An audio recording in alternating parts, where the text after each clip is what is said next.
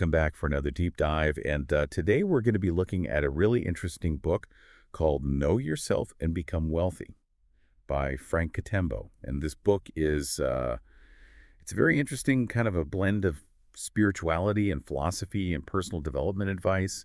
And it's all kind of woven together with a very unique writing style. Yeah, it's true. Katembo has this very interesting way of sort of repeating phrases and ideas, but each time it feels like he's kind of peeling back another layer of meaning, so it really keeps you engaged and kind of thinking critically about what he's saying. Yeah, absolutely. And one of the kind of central themes that runs throughout the book is this idea that self-discovery is really the key to unlocking both personal fulfillment and wealth creation. So I'm curious, what are your thoughts about that connection? Well, it really challenges the kind of conventional idea that wealth is purely about, external factors like money and possessions. Katembo really argues that, until you truly understand yourself and your potential and your place in the world, you'll always be limited in what you can achieve, both, internally and externally. That makes a lot of sense. And he even says, imagine you were Solomon, powerfully rich and wise, but instructed to live like Moses as a prophet, leading a lost people roaming the deserts. What a guaranteed recipe for total disaster. So it's like he's saying that trying to fit into someone else's mold, even like a successful one, isn't going to bring you genuine happiness or success. Have you ever felt that pressure to kind of live out someone else's script? Oh, yeah, I think we all have at some point, right? Whether it's Mm-hmm. societal expectations or family pressures or even just comparing ourselves to others. It's really easy to get caught up in trying to live a life that isn't truly aligned with who we are. Exactly. And Katembo doesn't really shy away from kind of pointing out the limitations of some of these more traditional institutions when it comes to self-discovery. He has some pretty strong words for both organized religion and mainstream science, doesn't he? He does. Yeah. He says organized religion is but transformed business empires responsible for the demise and slumber of many a people from top to bottom. So, he's not necessarily advocating for atheism or anything, but he is urging readers to kind of move beyond, blind faith and dogma to seek a deeper, more personal understanding of spirituality. Hmm. Yeah, it's almost like he's saying that true spirituality comes from within, from connecting with that, inner divine spark rather than relying on, external structures or beliefs. Great. And he has a great quote for that. He says, "There is no God, then he who dwells inside of you, seek ye him." And, Oh, with science, he sees it as valuable for understanding the physical world, but perhaps limited in its ability to really grasp, the complexities of consciousness and the human spirit. yeah. And he even makes this interesting comparison in the book of humans being like cavemen with smartphones. What do you Yeah. think he's getting at with that analogy? I think it speaks to this idea that, we have all of this potential, all of this incredible technology and knowledge at our fingertips, but we're still operating from a very primitive level of consciousness. Yeah. We're not fully utilizing the power within us to create, to innovate, to evolve. That's a really powerful image. And it ties into what he says about the importance of knowledge and understanding and wisdom. Mm. How does he kind of define those concepts? He sees them as kind of interconnected but distinct steps on the path to self-mastery. So, knowledge is the accumulation of facts and information. Nice. Understanding is the ability to kind of grasp the meaning and significance of that knowledge. And then wisdom is the application of knowledge and understanding to make sound judgments and decisions. And he really emphasizes that true knowledge lies in experience. Not just intellectual understanding. He writes, true knowledge lies in experience, and experience is above any highest level of intellectual insights and opinions. It forms the basis for discernment and insight. It's like he's saying, we can read all the books and listen to all the podcasts in the world, but ultimately it's through our own lived experiences that we truly learn and grow. I think that's where a lot of people get stuck, though. They accumulate knowledge, but they don't take the time to really reflect on their experiences, to integrate what they've learned, and to apply it to their lives in a meaningful way. It's like they're missing that crucial step of turning information into wisdom. Now, Katembo also kind of delves into some pretty profound concepts about the nature of reality, particularly this idea of the duality of paradise and hell. What are your thoughts on that? Yeah, he presents them not as literal places, but as states of being. He says paradise and hell are feeling state conditions existing as mere construct, but poised and perched just like a man and a woman. So he seems to be suggesting that, both light and darkness, joy and suffering are integral parts of the human experience. That's such a striking image, that paradise and hell are always present, just like a man and a woman are always linked. But how do we kind of embrace that duality? How do we navigate the challenges and still find, joy and fulfillment? I think it goes back to his emphasis on self-knowledge.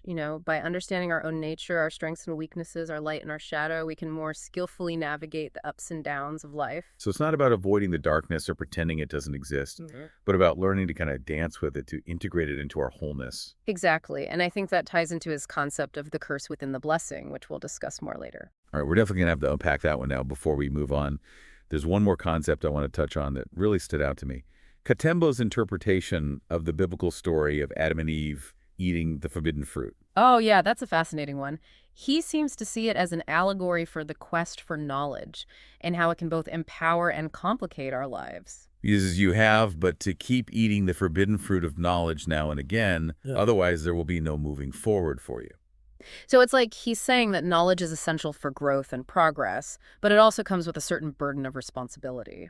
And I think that's where the idea of the curse within the blessing comes in.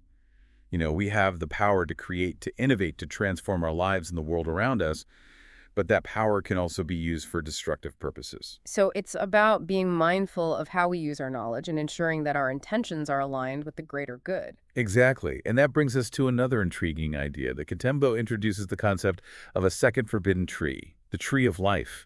He seems to link it to the idea of achieving eternal life. Now, what does he mean by eternal life? Is it like literal physical immortality, or is he talking about something more metaphorical? It's not entirely clear, and I think that's intentional. He leaves it open to interpretation, inviting us to explore what eternal life might mean for each of us, both in a physical and a spiritual sense. That's a great point. It's like he's giving us these profound ideas and encouraging us to wrestle with them to kind of find our own meaning. So I'm curious, what does eternal life mean to you? That's a big question. Well, it's something I'm still pondering. Maybe it's about leaving a legacy, making a positive impact on the world that outlives us. Or maybe it's about achieving a state of heightened consciousness where we transcend the limitations of our physical form. I love that it's about finding that personal resonance with these big universal concepts. And that's what makes this book so engaging. It's not just about, passively absorbing information. It's about actively participating in the process of self-discovery. I completely agree. It's an invitation to dive deep into the mysteries of the self and the universe, and we've only just begun to explore those mysteries. Welcome back to our deep dive into Frank Katembo's Know Yourself and Become Wealthy. It's really exciting to be unpacking these thought-provoking concepts with you. Yeah, me too. And last time we touched on some pretty big ideas, about self-discovery and spirituality and the nature of reality, but Katembo doesn't just leave us with these kind of abstract concepts. He offers some really practical tools for personal transformation as well. And one of the most fascinating is this whole exploration of the power of words. Absolutely. Yeah, he really takes it far beyond just, communication, arguing that words have a real tangible impact on our reality. He even compares them to programming code. I love that analogy. He says, words and language are like programming code. When you speak them, you cast spells upon yourself and the world around you, shaping reality according to their vibration. So what do you make of that? Well, it aligns with a lot of spiritual traditions that emphasize the creative power of sound and vibration. Think of mantras, affirmations, even prayer. These practices all utilize the power of words to influence consciousness and kind of manifest change. Yeah, it makes me think of that saying, be careful what you speak into existence. Katembo seems to be suggesting that our words have a literal energetic impact on the world around us. He does. He really does. He even goes as far as to say that some words and symbols can hold like hidden spells or negative energies. And he gives the example of the cross, arguing that, because of its association with death and tombstones, it carries a certain negative energy. That's a pretty controversial idea, isn't it? I can see how that might challenge some people's beliefs. Definitely. And, it highlights the importance of being mindful of the words and symbols we choose to surround ourselves with. Katembo encourages us to be really conscious of the energy we're putting out into the world through our language. And that includes being mindful of the names we use, particularly for spiritual figures. He's very specific about using the original Hebrew name Yeshua instead of the English name Jesus, isn't he? He is, yeah. He suggests that the name Jesus is linked to a history of colonialism and oppression, especially because of the ship, the Jesus of Lubeck, which was involved in the transatlantic slave trade. And so he argues that, using the original name Yeshua aligns us with a different energy, one of empowerment and liberation. That's really interesting. It speaks to the idea that words can carry the weight of history and that choosing our language carefully can be a way of reclaiming our power. Absolutely. And speaking of history, Katembo also kind of delves into some alternative interpretations of historical events and figures, doesn't he? He does. He proposes some pretty mind-bending ideas. He asks us to consider that, a lot of the ancient accounts that are often interpreted as spiritual or supernatural encounters might actually be descriptions of advanced technology or beings from other dimensions. He says, ask yourself how else would our ancestors describe anti-gravity advanced technology than categorizing it as spatial, supernatural, and miraculous impossible phenomenon? It's a fascinating question. What if what we perceive as miracles are simply technologies that we haven't yet rediscovered? It's like he's suggesting that science fiction might not be so fictional after all. Exactly. And he also touches on the idea that, certain historical figures like Jesus might have had access to knowledge and abilities that we're only now beginning to understand scientifically. And he even hints at the possibility that some groups or beings might have deliberately suppressed or distorted this knowledge throughout history to kind of maintain control. He says, they used and use the leverage of harnessing the power of knowledge to wield advanced capabilities and abilities beyond your comprehension that you cannot fathom but behold as divine mastery. Now, that's a pretty bold claim, but it also kind of speaks to this recurring theme of untapped human potential that runs throughout the book. I think that's one of the things that makes Katembo's work so compelling. He challenges us to question the narratives we've been told and to explore alternative perspectives. He's definitely not afraid to shake things up. Yeah. Now, let's shift gears a bit and talk about the practical side of things. You know, Katembo offers a lot of techniques for reprogramming the subconscious mind and manifesting our desires. So what stood out to you in that realm? Well, he really emphasizes the power of repetition, suggesting that consistently focusing on our goals and affirming our beliefs can literally reshape our reality. He says repetition is the silent architect of mastery. By consistently revisiting and reinforcing your goals, you pave neural pathways in your mind. It makes me think of that saying, practice makes perfect. Yeah. The more we focus on something, the stronger those neural pathways become, and the more likely we are to manifest it in our lives. Exactly. It's about training our minds to align with our desires. And Katembo also talks about the importance of aligning, our thoughts, our emotions, and our actions with our goals. He writes, if you seek corn, both the seed thoughts that you plant and the words that you speak must be corn. If you seek abundance, your thoughts and spoken words must echo that desire.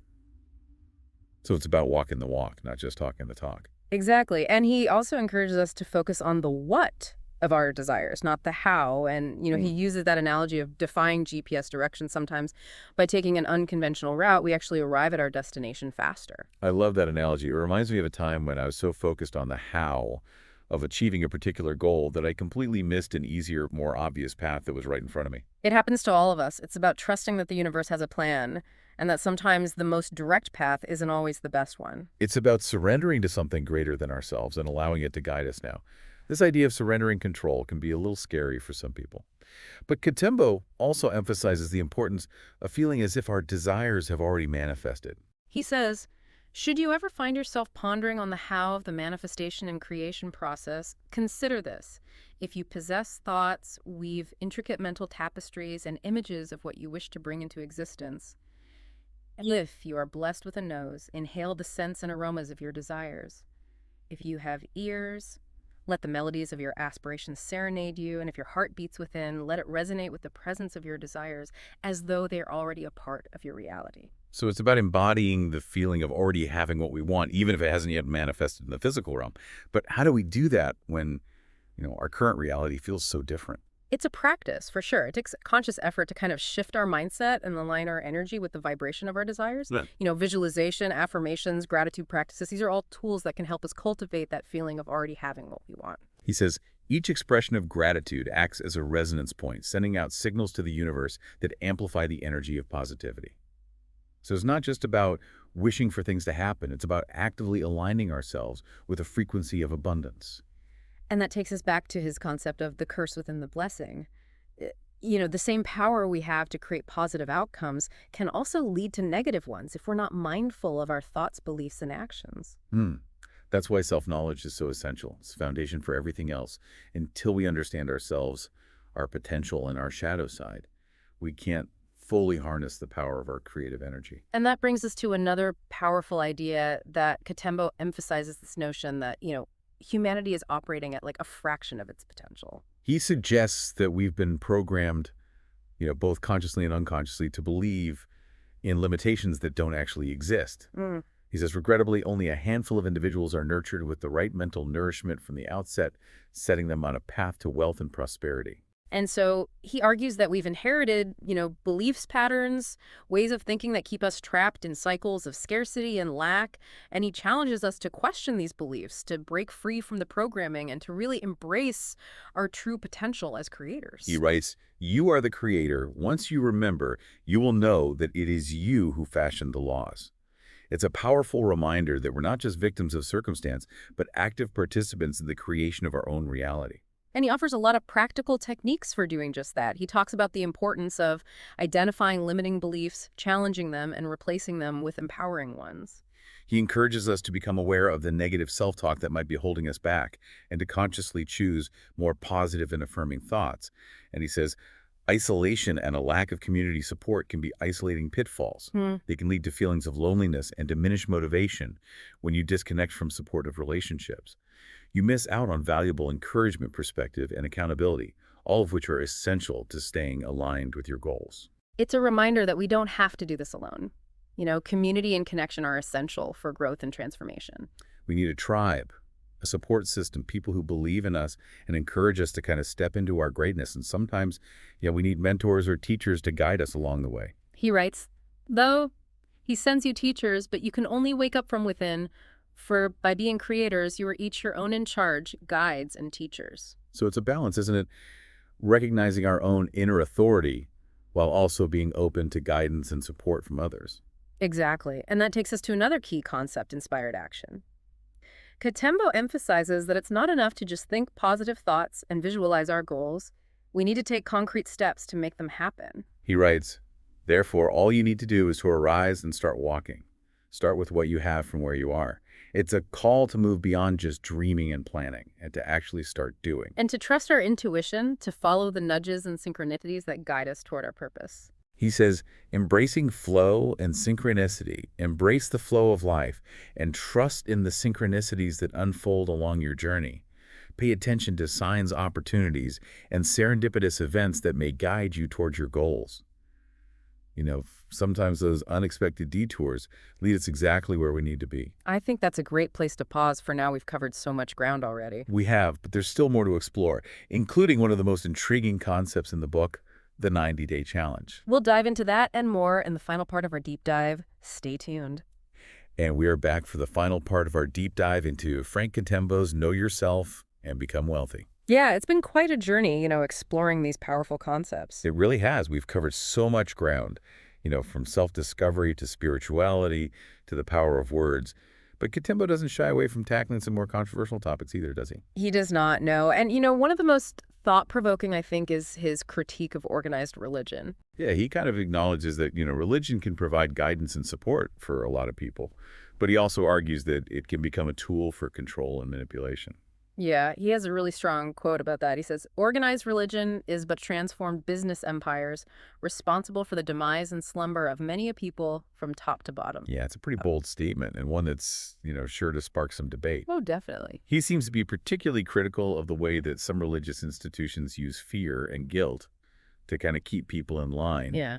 And he challenges us to really question, the doctrines and dogmas that we've been taught, and to seek a more personal and direct experience of the divine. Right, and that really resonates with this earlier point about, true spirituality coming from within. Exactly. He says, there is no God than he who dwells inside of you, seek ye him. It's about connecting with that inner spark, that divine essence that resides within each of us. Yeah, absolutely. And this also ties into his kind of alternative interpretations of biblical stories as well, doesn't it?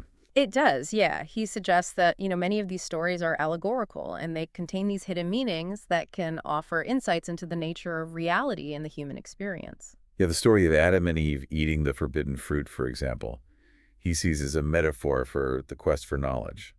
Yeah. He says, you have, but to keep eating the forbidden fruit of knowledge now and again. Yeah. Otherwise, there will be no moving forward for you.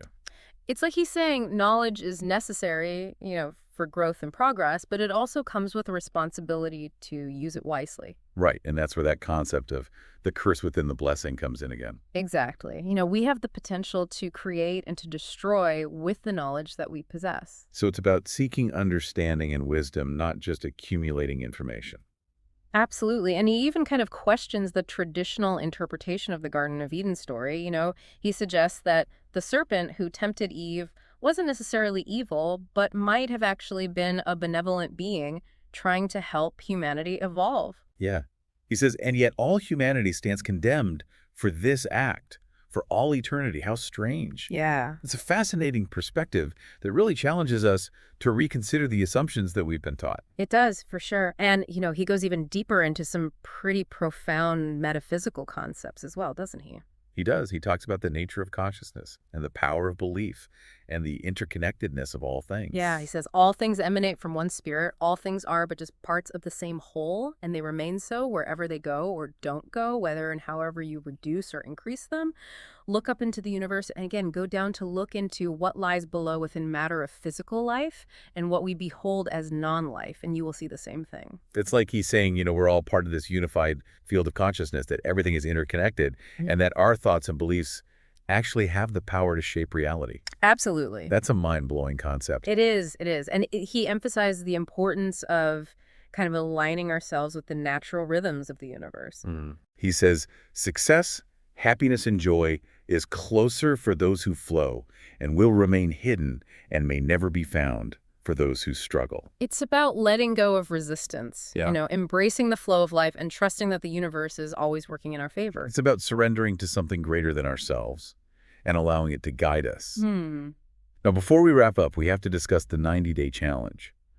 This is the framework that Katembo outlines for actually applying the concepts that he explores throughout the book. Yeah, he breaks it down into a series of 10 actions. Yeah. Facing yourself, making a choice, taking inspired action of thought, focusing your thoughts, living the feeling of desires, fulfilled repetition, and daily rituals flowing with the divine cosmic order, being enveloped in unconditional love, eating right, and opening your energy chakras. Wow, it's a pretty comprehensive program. It is. It encourages us to take all of these ideas and actually implement them in our lives. Yeah. Right. He says, as you've journeyed through this guidebook, you've likely experienced transformative insights and breakthroughs, unlocking your full potential and envisioning a life of abundance and fulfillment. However, if after completing the 90 days challenge you find yourself unable to manifest your desires, there is one last procedure to consider before repeating the challenge. It's a call to action. It's an invitation to move beyond just reading and reflecting and to actually start creating the life we desire. Yeah, to really put these principles into practice and see what unfolds. Know Yourself and Become Wealthy is a challenging book. Yeah. It's full of unconventional ideas and provocative questions and mind-bending concepts. It is, but it's also incredibly inspiring. It is. It reminds us of the power we have to create our own reality, to break free from those limiting beliefs, and to live a life of abundance and joy. Ultimately, I think Katembo's message is one of empowerment. He's urging us to step into our full potential, to embrace our divinity, and to really become the creators of our own destiny. Yeah, so what does this all mean for you listeners? What resonated with you most from this deep dive? What new insights have you gained? What actions are you inspired to take? Katembo's book is a call to awaken, to remember who we truly are, and to create a world that reflects our highest vision. It's a journey of self-discovery, transformation, and ultimately liberation. So go forth and create the life of your dreams. We'll be here cheering you on every step of the way. Until next time, keep